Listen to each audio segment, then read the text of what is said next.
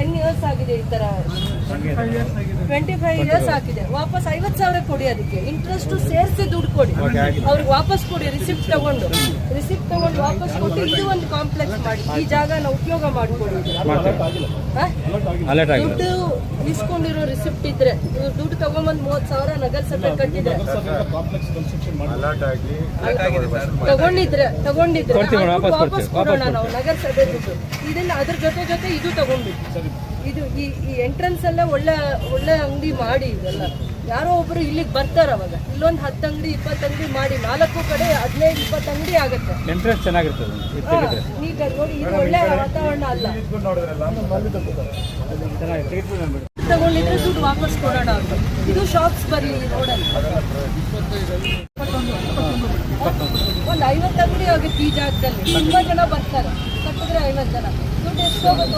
ಒಂದು 5 ಲಕ್ಷ ಹೋಗಿ நகரசபை 5 லட்சம் ದುಡ್ಡು ಹೋಗಿ. ಆದರೆ ಈ ಹೊಸ ஸ்ட்ரக்சர் ಬರುತ್ತೆ. ஆமாங்க, இப்போ எம்எல்ஏ பேசுனது வந்து எதுக்காகன்றதை நாம் பின்னாடி சொல்கிறோம்.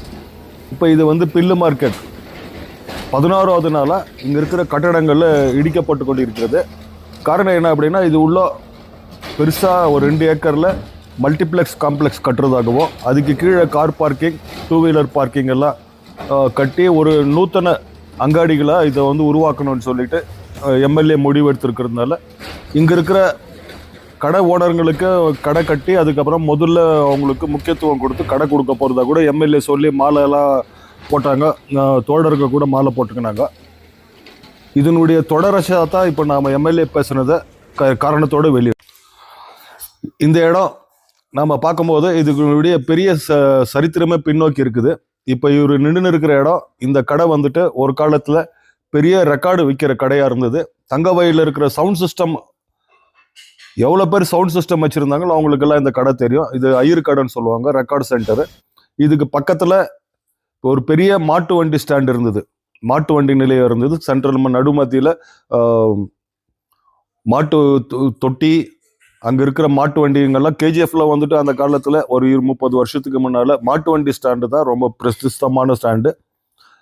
காலப்போக்கில் அந்த ஸ்டாண்டு வந்து நலிவடைஞ்சு போனதுனால அங்கே இருக்கிற தொழிலாளிகளுக்கு, மாட்டு வண்டி தொழிலாளர்களுக்கு அவர்கள் வாழ்வாதாரத்திற்காக ஒரு புதுசாக கடை கட்டி கொடுக்கணும் அப்படின்னு சொல்லி முடிவெடுத்து அன்னைக்கு இருந்த நகரசபை மூலயமா 30,000 ரூபாய் வசூல் பண்ணதாகவும், அந்த 30,000 ரூபாய் வச்சு மீதமுள்ள பணத்தை நகரசபை முன்னு நின்று கட்டி கொடுக்குறதா வந்து முடிவெடுத்து இந்த கடைங்களை கட்டினாங்க. இது எத்தனை கடைங்க இருக்குதுன்றது நம்ம கதையெல்லாம் நாளைக்கு தான் தெரியும். இந்த இடம் வந்து கட்டி கொடுத்து சுமார் 20-25 வருஷம் ஆகியும் அந்த மாட்டு வண்டி தொழிலாளர்களுக்கு கடை கொடுக்காம ஏதோ அரசியல் காழ்ப்புணர்வுகளாலோ இல்லை போட்டிகளாலோ நிறுத்தப்பட்டது அப்படின்றது ஒரு புதிய கதை. இது இந்த சங்கத்தினுடைய தலைவர் தான் சொல்லுவார். இந்த கடைங்க ரொம்ப பழுதடைஞ்சு இருக்கிறதுனால இந்த இடத்துல வந்து நாளைக்கு வரப்போகிற பில்லு மார்க்கெட்டுக்குள்ளே இருக்கிற 2 வீலர் பார்க்கிங்கு போகிறதுக்கு வழி இல்லாதனால இந்த கடையை இடிச்சிட்டு மற்றும் இதை வந்து புதுசாக கட்டி அடுக்குமாடி கட்டடமாக கட்டி கொடுத்து காருங்க போகிறதுக்கு வரதுக்கு வழித்தடமாகவும், காருங்க போய் வந்து உள்ள பில்லு மார்க்கெட்டுக்குள்ளே பார்க்கிங்க்கு போயிட்டு வர்றதுக்கு நல்ல ஒரு டபுள் ரோடாக பண்ணுறதாகவும், இந்த கடையை இடிச்சிட்டு நாளைக்கு டபுள் அப்ஸ்டர் கட்டி கொடுக்குறதாகவும் முடிவெடுத்திருக்கிறாங்க. இதனுடைய முடிவு நாளைக்கு நடக்க போகிற நகரசபை கவுன்சிலர்கள் சபையில் முடிவெடுக்கப்படும்.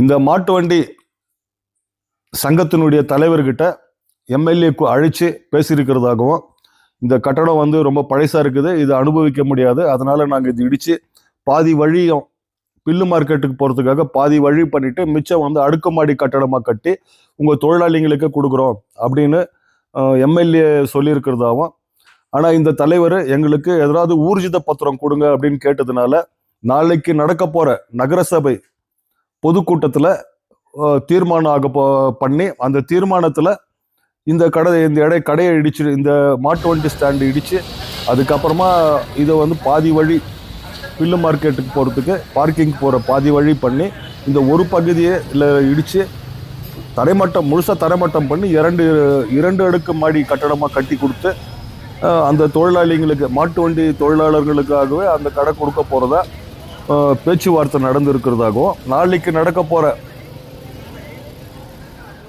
பொதுக்குழு நகரசபை பொதுக்குழு கூட்டத்தில் முடிவெடுக்க போகிறதா சொல்லியிருக்கிறாங்க.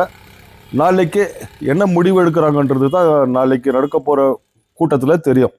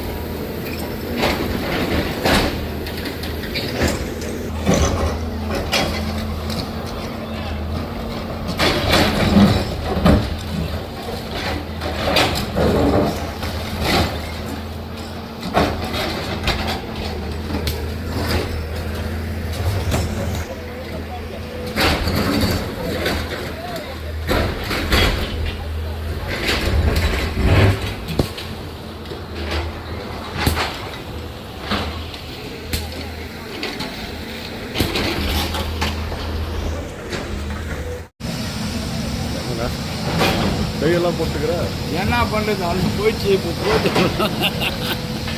ஏன்னா இது பெஜார் போடக்கூடாது